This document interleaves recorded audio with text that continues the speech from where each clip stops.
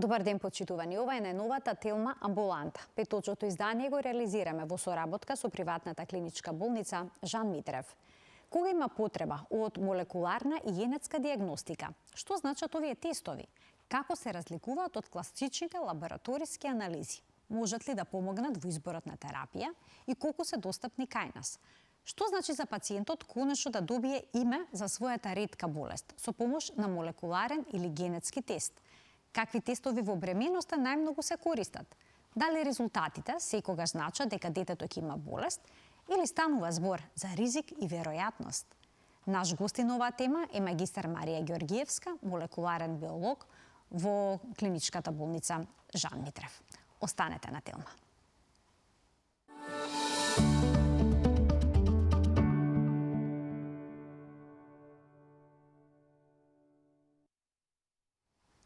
Во кој случај молекуларната и генетската диагностика се клуч за поставување точна диагноза? Ќе прашаме денешната гостинка Марија Ѓоргиевска, магистар по молекуларна биологија во клиничката болница Жан Митрев. Добар ден и добре ни дојдовте во Телма амбуланта. Здраво, Марија. Добро ве најдов. Марија, што точно представува молекуларна и генетска диагностика? На каков начин овие тестови се разликуваат од класичните лабораториски анализи што ги правиме вообичаено? Така. Со класичните тестови лабораториски, да речем биохемиски, крвни слики и слично, обично се одредуваат одредено количество на ензими, на клетки, на протеини, кои што може да бидат и понеспецифични знаци. Со тие знаци, тие параметри може да бидат изместени или намалени или покачени при многу различни заболувања, да речем. За разлика од класичните тие лабораториски тестови, со молекуларните тестови обично се гледа прецизно, значи кога ќе се најде одредена мутација во одреден ген, веќе точно се знае за кој ген станува збор, за која болест може да кажеме дека е присутна кај пациентот и да го диагностицираме. Сега зборуваме за генетски и молекуларни тестови. Дали е тоа исто или различно? Така, па генетските тестови се всушност подгрупа на молекуларните тестови. Кога кажуваме молекуларни тестови, е малку поопширен термин. И со молекуларни тестови всушност станува збор за тестови кои што се испитува ДНК, РНК или одредени протеини.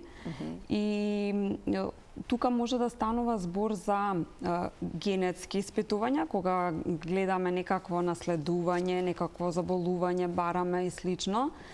Или пак може да станува збор за испитување за присуство на одреден патоген преку детекција на неговата ДНК.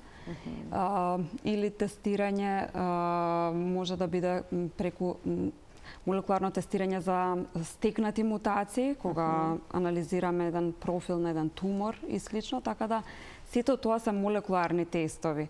А генетски, кога сакаме да прецизираме дека бараме всушност некоја причина за наследна болест или ризик за заболување и слично. Ако се бара дали некој ген е вклучен или исклучен, дали тоа ќе се направи со генетски тест или со молекуларен тест? Или ќе биде потребно генетски. Аха, тоа е веќе генетски. Да. Така. Оние кои што имаат ретки болести, можат ли со помош на молекуларните тестови или генетските да добијат точна диагноза? Како рековте тие што? Лицата кои што страдаат од некои ретки болести, за кои што немаат поставено диагноза, дали со овие тестови може да дојдат до одговорот што боледуваат? Така, да. Најчесто за ретките болести се оди со поопсежни тестови, каде што се анализира поголем број на гени, се бара соодветна причина за нивната состојба и може да се добие одговор дефинитивен и поставување на диагнозата на таа ретка болест. Дали ретките болести се наследни? Или може да бидат некои случајни мутации, стекнати, спонтани?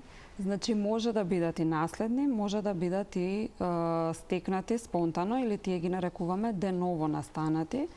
Тие настануваат всушност при ембрионалниот развој на уште во ембрионот.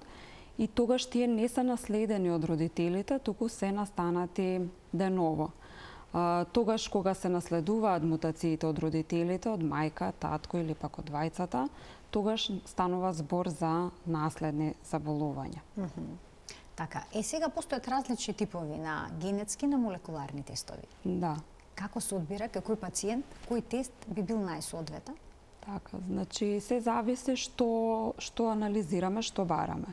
Како што спомнав, молекуларен еден најшироко опфатен, најшироко применуван молекуларен тест е детекција на патогени кај пациентот. Ако пациентот, да речеме, има респираторни проблеми, болки во грло и слично, тогаш има тестови со кои што се зема бриз од грло и нос и се испитуваат присуство на бактерии и вируси. PCR тестови што тие се, да, тие се молекуларен PCR тест, меѓутоа тоа не е генетски, односно ние не ги гледаме гените кај тој човек, не анализираме за болести, туку само со помош на молекуларна метода, real-time PCR или обичен PCR, детектираме ДНК од патогени кои што се наоѓаат во грлото на таа индивидуа. И на тој начин тоа е само молекуларен тест.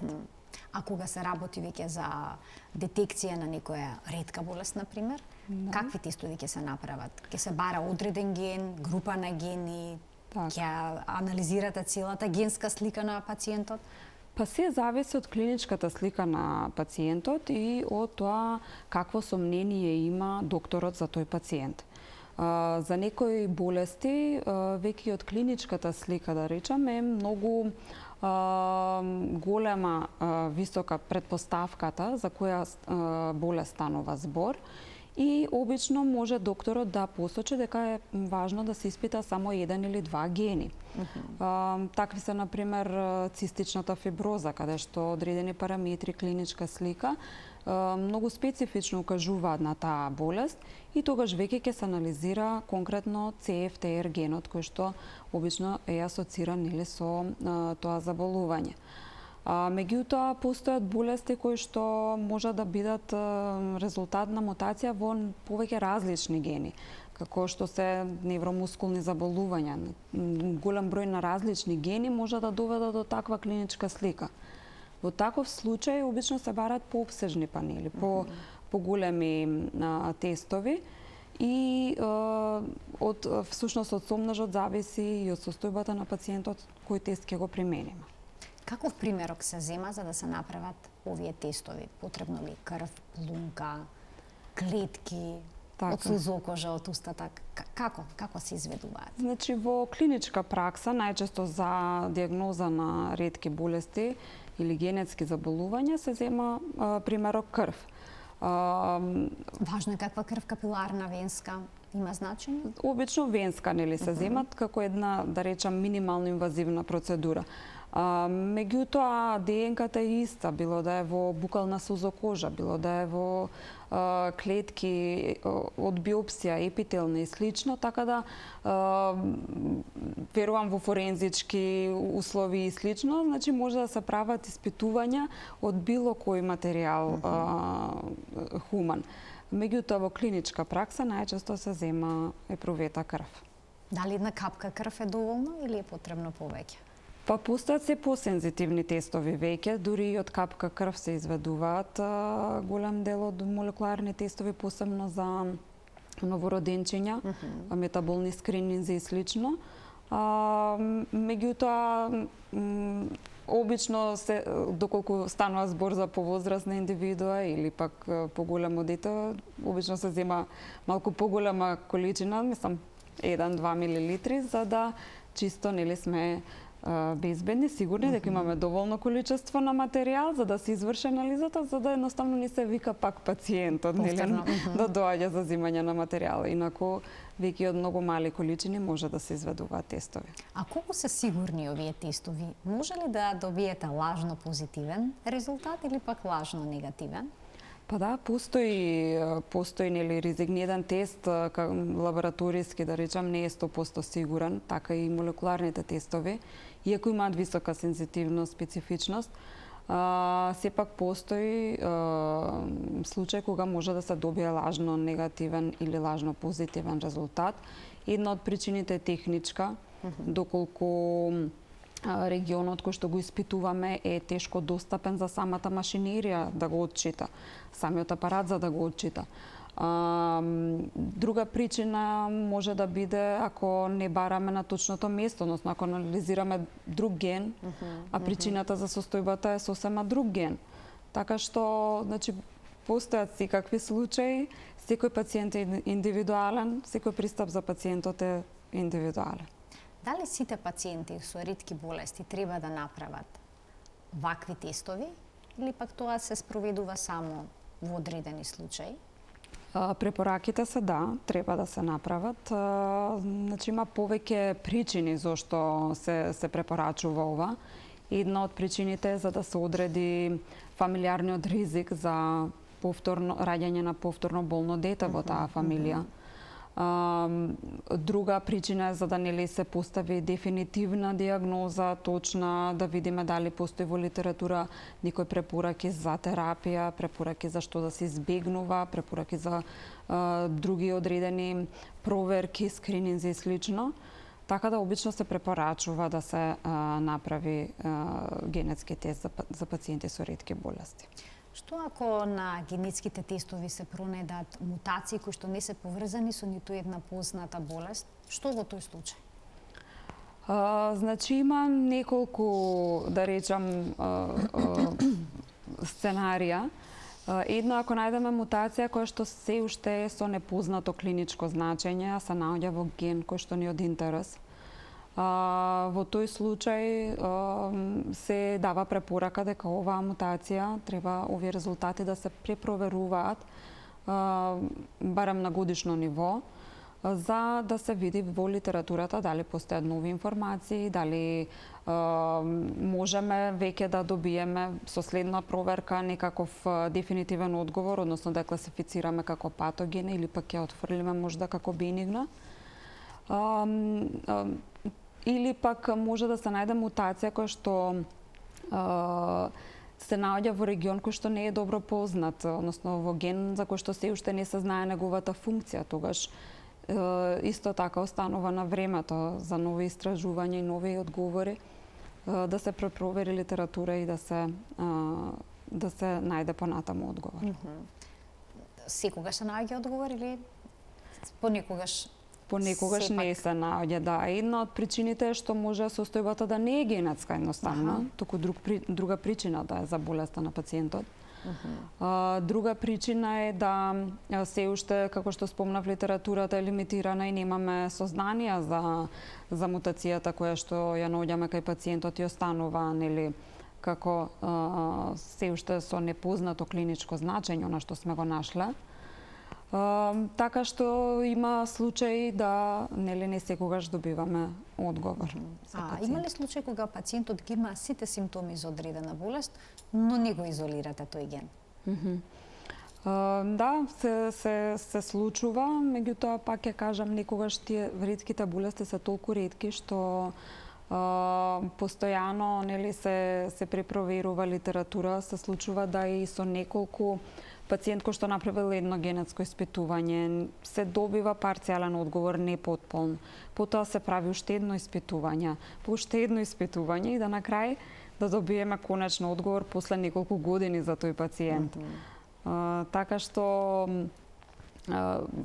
многу е важно кој тип на тест го правиме, каде бараме, што бараме, колку добро поставена, да речеме, клиничката слика, колку информации имаме клинички за пациентот што го анализираме, за да се зголеми процентот на успешност при диагностицирање. Со овие тестови се успева ли да се постави диагноза понекогаш и за најретките болести, кои што долго време останувале порано непознати? Така, да. Значи, порано поставување на диагнозата е едноставно врз основа на клиничката слика било или пак врз основа на некои биохемиски параметри. Меѓутоа сега веќе и најретките болести може да се диагностицираат со помош на овие алатки кои што се најсеопфатни со испитување на цели екзоми, геноми и слично, да се добие одговор за болести кои што може да бидат и само неколку случаи во светот.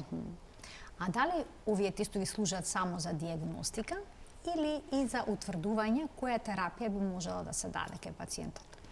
Да, постојат тестови кои што се за утврдување за терапија, посебно за пациенти кои што имаат карциноми и за таргетирана терапија на ракот. Значи, со испитување на дел од туморот и негово профилирање се добива еден молекуларен профил на самиот тумор, каде што може да се добие информација за која терапија е најсоодветна за тој конкретен тумор и за тој конкретен пациент, или пак која терапија не би имала бенефит и џабе е да се користи или применува.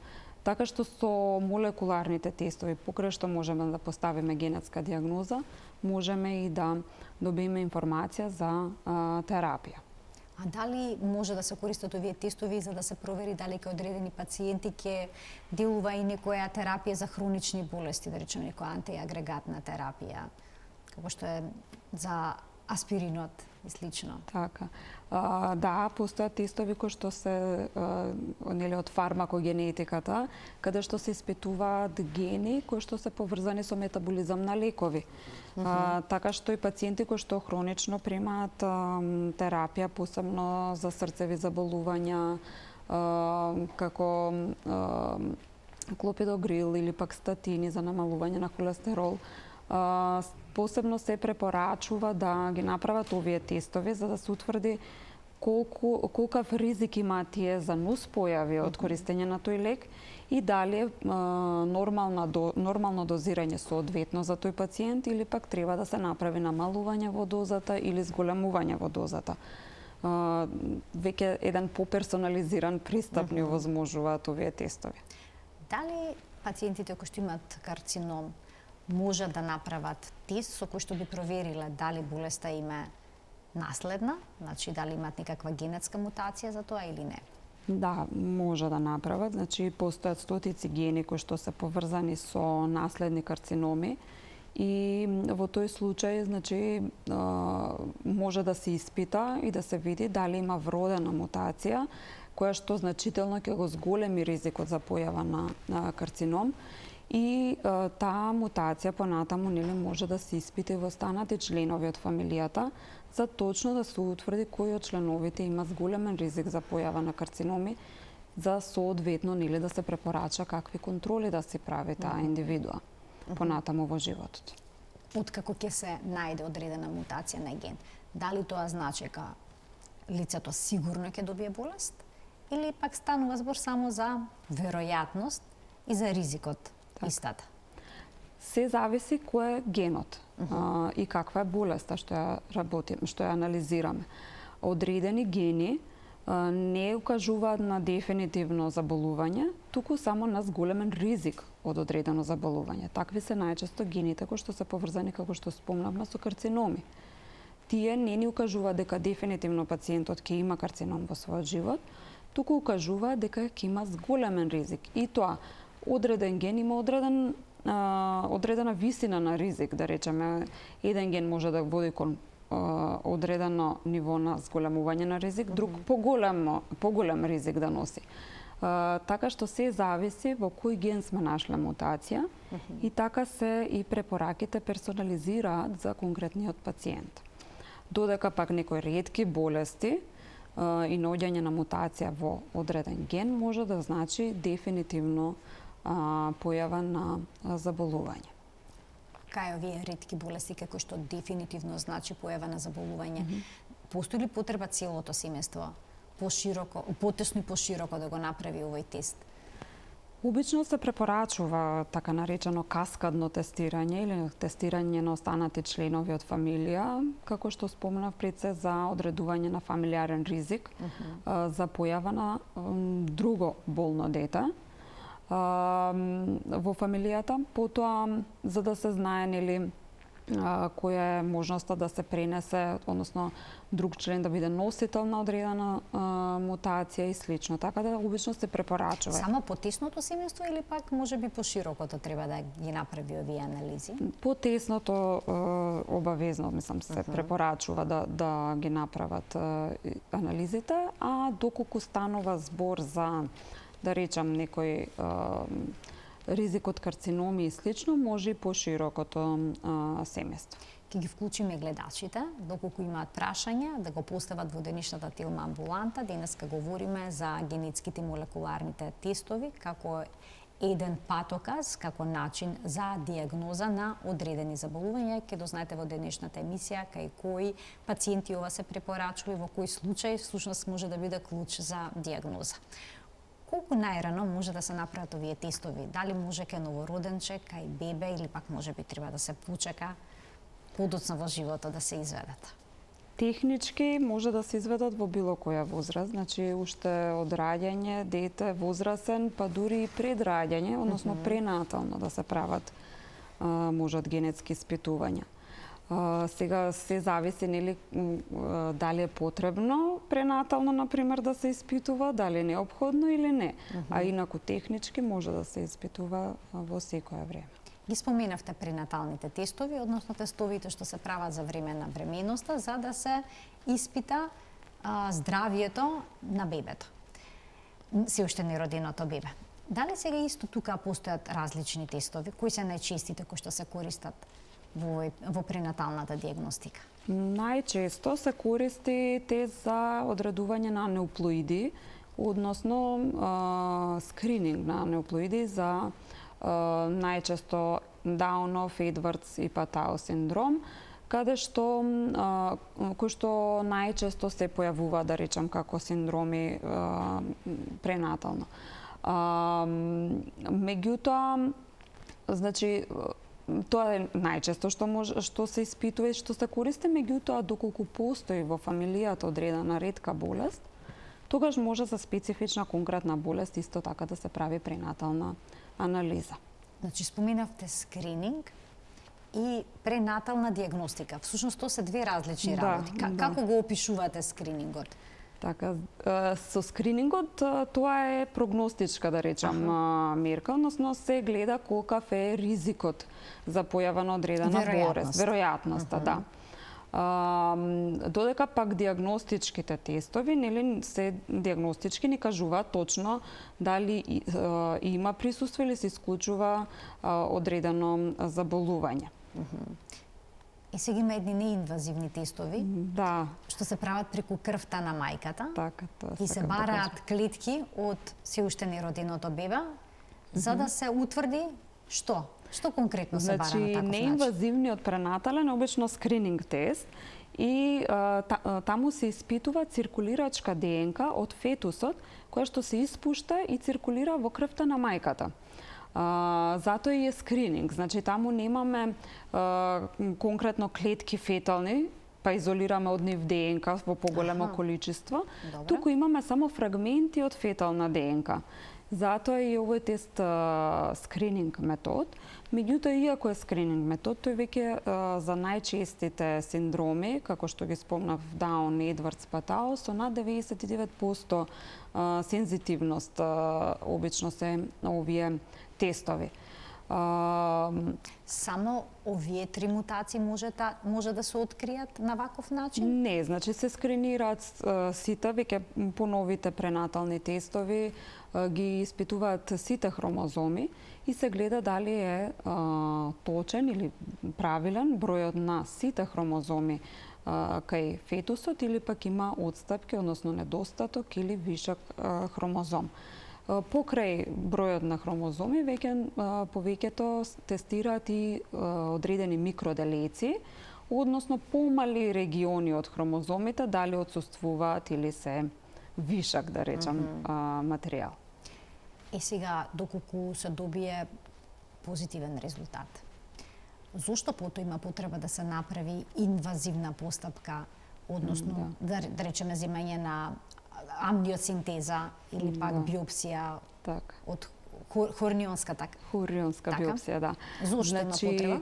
Секогаш кога имаме позитивен скрининг, позитивен тест на скрининг метод, се препорачува да се направи испитување уште едно за потврда со диагностички метод. Како што спомнавте, амниоцентезата и хорион биопсијата се инвазивни методи и во тие методи земаме клетки кои што се од ембрионот.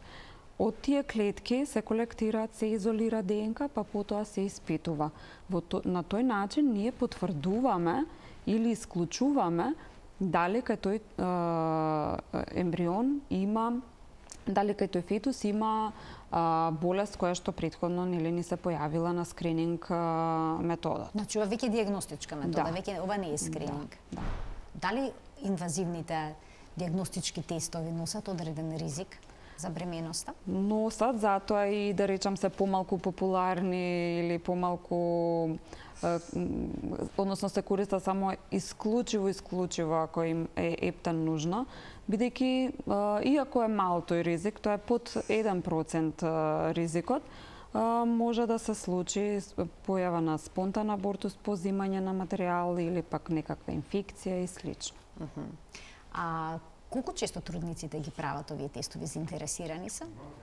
Па неинвазивните пренатални, да, често се прават и има посебно препораки кои треба да ги прават, во кој случај, некогаш на иницијатива на пациентите за, да речем, помирна бременост и така, со различни причини. Ќе ги вклучиме гледачите со нивни прашања. Во продолжение на емисијата го слушаме првото прашање од гледач во денешната Телма амбуланта. Добар ден. Добар ден во студиото, поздрав до докторката и до водителката. Ви благодарам. Имам едно прашање до докторката. Дали мора доколку родителот има некоја хронова или било каква, например, како шекер и ред други работи, диагнози, дали детето задолжително ќе наследи или не мора да значи? Така, значи, доколку има некаква хронична болест, ве разбрав, така, шекер или хронова болест, ако не се лажам споменавте, ви благодарам за вклучувањето во програма, ќе добиете одговор од аспект на молекуларен биолог. Да. Повелете. Не мора да значи дека неговото дете ќе добие болест, па дури и да станува збор за дефинитивно генетско заболување, не мора да значи дека детето ќе ја наследи таа болест. Значи, генетските заболувања се различни. Некои се наследуваат доминантно, некои се наследуваат рецесивно. Тоа е веќе малку поширока тема, да речам. И си има колкав процент за одреден, значи за доминантно заболување, шансите за да се наследи таква болест се 50% дека детето ќе биде болно, додека пак за рецесивно заболување, значи веќе сосема се други бројките, да. Значи се зависи за какво заболување станува збор. Како што спомна колешката, диабет или слично, тие многу често знаат да бидат и полигенски заболувања, односно како збир на повеќе мутации во различни гени, кога заедно се собрале, допринеселе сите за да се развие некоја болест, така што не мора да значи дека истиот тој сет на мутации ќе се наследат и кај детето. Меѓутоа, како што кажав, одредени болести кои што се наследуваат директно, доминантно, тогаш веќе имаме 50% шанса за болно дете и слично. Затоа секогаш е, да речам, се препорачува кога има во фамилијата некоја ретка болест да се направи генетско испитување. Така. Ќе го слушнеме следното прашање од гледач. Добар ден. Добар ден. Во програма сте, одлично ве слушаме, повелете. Поздрав прво за лекарката и водителката. Благодарам. И за вас и сакам да поставам следното прашање. Дали моторниот неврон е генетски наследен или го има пациентот уште од раѓање и како се испитува, и дали се лекува? Што споменавте? Кое заболување? Кое заболување? Моторен неврон. Моторен неврон. Така. Да. Добро. Ви благодарам за вклучувањето во програма и повторно ќе посочам денешната гостинка е молекуларен биолог. Повелете. Да. Постојат одредени заболувања на моторниот неврон кои што се генетски, кои што да се докажува, меѓутоа одредени заболувања кај одредени пациенти може да се од други причини, така што сепак се зависи од докторот како се сомнева, како ќе препорача и ние секогаш испитувањето за генетските заболувања ги правиме по препорака на доктор кој што го води пациентот, кој што најдобре ја знае неговата клиничка слика и кој што ќе препорача за кое заболување треба и што да се опфати во анализата. Обично колку време е потребно за да се добијат резултатите од молекуларните и генетските тестови? Се зависи каков тест користиме и што анализираме, каков е пациентот, за која заболување правиме анализа. Доколку се испитува само една одредена мутација која што веќе знаеме, например во фамилијата дека постои, тогаш одиме таргетирано испитување само на една мутација и резултати може да се добијат за неколку часа. Или пак доколку правиме молекуларен тест за детекција на патогени со PCR метод, тогаш да, за неколку часа можеме да добиеме резултат. Меѓутоа, ако станува збор за некое заболување во кое што може да биде причината може да биде мутација во повеќе различни гени, во тој случај треба да испитаме многу повеќе гени и тоа целата нивна содржина, тогаш тоа испитување трае подолго и може да биде и со недели. Значи некогаш треба да се почека подолго време за резултатот, доколку се потребни поопсежни анализи. Да, се зависи колку опсежна анализа користиме. А доколку барате нешто конкретно што не можете да го најдете, може ли повторно врз основа на таа анализа што еднаш е направена да се направат дополнителни испитувања? Да. Значи, доколку имаме податоци од еден екзом или геном кој што е еднаш направен, тие податоци со текот на времето не се менуваат, односно ДНК-та кај човекот не се менува, она што е вродено и што си го носи со себе. Така што податоците можеме ние да ги користиме за реанализа понатаму, како што и претходно спомнав, постојано нели литературата се надградува, се наоѓаат нови гени, нови мутации, нови региони во човечкиот геном и понатаму реанализа во подоцно време може да ни доведе до сосема нови сознанија и нови резултати. Бидејќи може науката да се користи. Постојано оди напред, има нови истражувања, нови одговори кога станува збор за генетиката. Така што значи може реанализа да се направи на примерокот кој што е веќе земен и веќе еднаш анализиран. Да. Значи тие податоци се сопственост на самиот пациент и тој може нели слободно да си ги побара и да му се дадат и да си ги има дома и да си нели побара реанализа за одредено време или од друга институција и слично, така што податоците се стојат и може да се реанализираат понатаму. А кој ги толкува податоците што се добиваат? Молекуларен биолог, генетичар, лекар, како изгледа тој пат? Значи, резултатите, податоците ги толкуваме ние, молекуларните биолози. Потоа, значи, ги интерпретираме на пациентот и на лекарот, ги објаснуваме и се она што е нејасно, да речам, и што бара дополнително информирање, стоиме, нели, расположливи сме за консултација и до објаснување. Значи, ние ги отчитуваме, им ги објаснуваме на пациентите, им објаснуваме на докторите се што е потребно, заедно функционираме. Како се заштитуваат податоците од генетските анализи? Постои ли можност за злоупотреба? Така. Тоа е едно етичко прашање што се отвара во оваа ера. Да. Значи, кога пациентот прави генетски испитувања во, да речеме, една болница или лабораторија, установа која што е веќе нели воспоставена и која што ги има сите правила, ги има сите процедури запазено, значи многу се мали шансите за злоупотреба или протекување на тие информации, бидејќи пристап во болничките системи имаат само вработените и тоа персоналот кој што е засегнат, односно кој што работи со тој пациент. Значи не секој има пристап до податоците на тој пациент.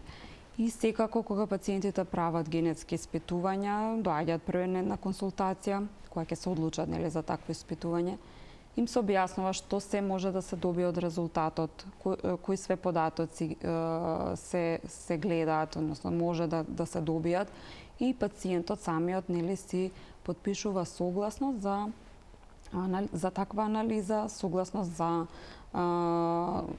анализа и интерпретирање на резултатите на персоналот кој што работи во институцијата. ти го вклучиме следниот гледач. Добар ден. Добар ден. Јас само сакам да се надоврзам на претходното прашање.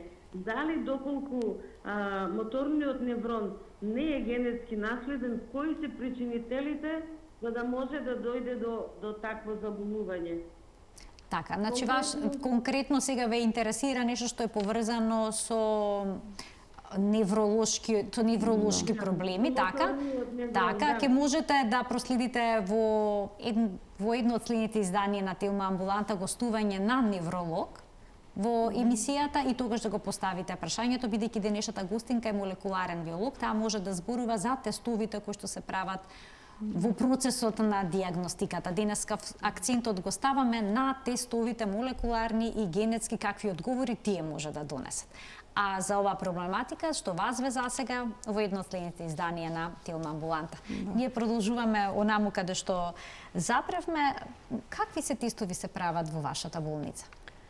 Па имаме голема палета на тестови, од специфични тестови, PCR тестови за брза детекција на, да речем, респираторни патогени, гастроинтестинални патогени, потоа за антибиотска резистентност, тестови за интолеранција на лактоза, глутен, нутригенетски тестови, потоа поопширни фармакогенетски тестови за метаболизам на разни лекови, антидепресиви, тестови кои што се за лекови за кардиоваскуларни заболувања. Потоа уште поопширни тестови, односно правиме испитувања на екзоми, геноми за ретки болести, пренатални тестови за пренатална диагностика, неинвазивни. Значи една навистина широка палета, може значи навистина голем број на тестови. Ги споминавте тестовите за антибиотска резистенција.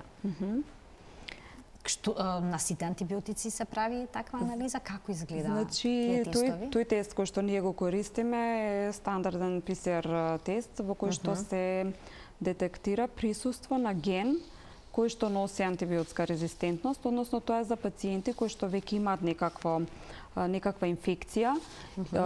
Обично е доста применлив за пациенти кои што имаат потешка, да речем, клиничка слика или хронична, и покрај тоа што примаат, да речем, антибиотици и слично, потребно е во моментот да се спостави што е можно попрецизна терапија да се даде. И во тој случај, бидејќи PCR методи за неколку часа само имаме резултат, наместо да чекаме стандарден антибиограм и слично, можеме како скрининг метод да видиме дали пациентот има некаква првична резистентност на одреден лек, за да знаеме дека тој лек не би делувал добро кај пациентот. Нормално потоа си се препорачува стандарден микробиолошки тест да си се спроведе функционален, меѓутоа ова е за first line терапија, посебно во болнички услови кога е потребно брзо да се реагира. Ајде да слушнеме уште едно прашање од гледач. Добар ден. Добар ден. Добар ден. Сакам да прашам, јас имав во бременоста мутиран за метилфолат. Дали сега кога ќе дојде време за мојата ќерка, ќе треба да правиме генетска диагностика? Имав како вродена тромбофилија. Дали тоа може да се прави после кога ќе дојде време за неа или нема потреба? Така, ви благодарам за вклучувањето во програми за прашањето кој што го пативте на нашата гостинка, повелете. Значи, обично во бременоста многу често се испитува повеќе мутации кои што се во една палета за тромбофилија и фолатен метаболизам. Значи, по неколку мутации кои што се асоцирани со тромбофилија и неколку мутации кои што се асоцирани со фолатниот метаболизам.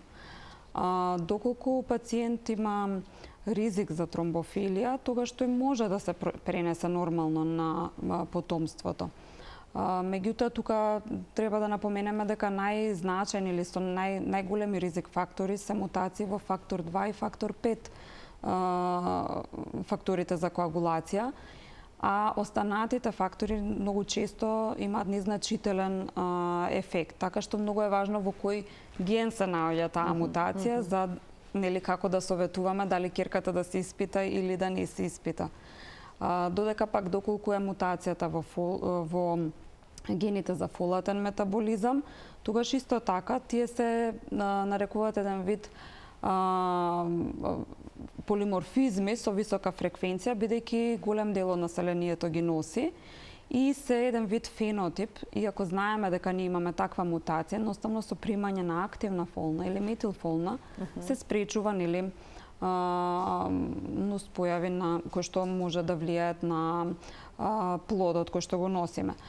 И повторно, значи, ќерката може да се испита доколку е носител на мутација во генот за фолна киселина мајката, меѓутоа, нели, пак тоа би значало, не би било толку трагичен, да речам, тој резултат, односно си имајте терапија која што, нели, ќе си се прима и ќе си биде се во ред понатаму. Како гледате на иднината? Сметате ли дека генетските молекуларни тестови би можеле еден ден да бидат рутинска алатка? Па јас си се надавам, нели? И сметам дека да, веќе се почесто се користат и молекуларни и генетски тестови. Нивната придобивка е многу голема и ете, например, рутински тестови за фармакогенетика можат многу да ни помогнат во... Така, за лековите, за терапијата? За терапија, доколку имаме хронична терапија и слично. И се надевам дека нели се почесто, но и во светот да се користат се почесто, меѓутоа се надевам дека и кај нас ќе станат некоја рутина. А што се однесува до тестовите со кои што се бараат одредени генетски мутации за наследни заболувања, како реагираат обично пациентите? Имаат ли голем психолошки притисок, очекувајќи ги резултатите, а и потоа од кога ќе ги добијат и кога ќе имаат сознание дека се носители на нешто такво? Значи, зависи, нели, каков е самиот пациент. За одредени пациенти тоа е олеснување, бидејќи веќе завршила одисејата на диагностика. Особено за ретки болести, кога ќе добијат име на болеста, сигурно им олеснува. Така, дека веќе нема да одат од врата на врата барајќи одговори. Од друг аспект им олеснува бидејќи сваќа дека не се сами, дека не се само тие со таква заболување. Потоа постојат здруженија каде што може да се приклучат, нели, за да добијат одговори за различни искуства на пациенти со истата болест. Така што за повеќето обично, да речам, олеснување, а доколку ние секако пред да се направи генетскиот тест правиме консултација каде што објаснуваме што се би можеле да добиеме како одговор. И многу убаво му објаснуваме на пациентот дали тој навистина сака да ги добие тие одговори или не, нели? И обично доаѓаат пациенти кои што сака да ги знаат одговорите, па затоа им олеснува резултатот кога ќе го добијат. За кој тип на тестови има најголем интерес кај нас? Па, зависи. Значи, Предпоставам пренаталните тестови се пренаталните, да, како генетски, често се бараат. Исто така се бараат често за интолеранција на глутен, лактоза, интолеранција на други прехранбени продукти, нутригенетика. И многу често, да речам, полезни се тестови за респираторни инфекции, брзи тестови, каде што за неколку часа се добива информација која бактерија носи индивидуата и нели што понатаму дали да се припише антибиотик, кој антибиотик и слично. Но доколку се пронајде бактерија во респираторниот систем, дали со сигурност значи дека пациентот е болен од тоа или пак може да има вирусно заболување, а бактеријата само да е случајно таму? Па ние не се толку едноставни одговорите. Тоа и беше целта на ова денешно издание на Телма Амбуланта. Ние обично користиме тестови кои што се со широка палета на патогени, каде што се вклучуваат и вируси и бактерии. Така, например, имаме тест со 24 патогени, тест со над 30 патогени, каде што има и бактерии и вируси, и наеднаш добиваме слика дали кај тој пациент има вирус, бактерија или вирус и бактерија или неколку вируси и неколку бактерии. Значи се случува посебно кај децата да имаат 2 вируси и 2-3 бактерии кај нив. Клиничката слика веќе нели покомплицирана, па тогаш многу поедноставно да речеме е одлуката на докторот да препише терапија. Така, во комбинација со крвната слика, Да, во ЦРП, комбинација со останатите и овој клинички. панел што ќе го направат Така. за бактерии, вируси, се донесе Да. коничниот одговор за терапијата понатамошна. Да.